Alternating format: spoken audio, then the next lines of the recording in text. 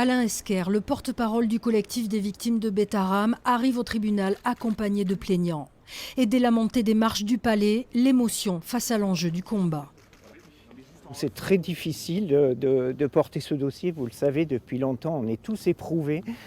Donc, mais je suis très fier de toutes ces victimes qui sont à mes côtés pour ce combat.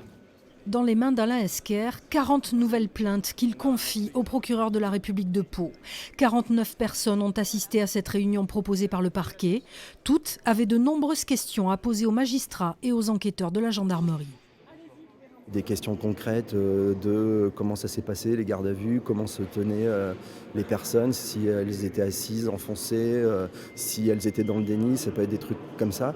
Et après, connaître tous les détails de ce qui va se passer après, parce qu'il ne peut pas ne rien se passer. Près de 3 heures de réunion à huis clos et à la sortie, une incompréhension quant à la prescription de nombreux faits. Nous avons eu une réunion qui était dense, qui était pleine d'émotions, avec parfois, et c'est bien légitime, à certains instants, des moments d'incompréhension, de colère. On a évoqué la prescription, qui a été évidemment au centre des débats, donc ça a été un point d'explication pédagogique important, et puis on a essayé de répondre autant que faire se peut aux questions. Il y avait de la colère de certaines victimes, et chacun le dit avec ses mots. Vous savez, il y a des douleurs tellement enfouies depuis tant d'années. Et parfois, nous devons faire la preuve en fait et la démonstration de ce qui a été commis.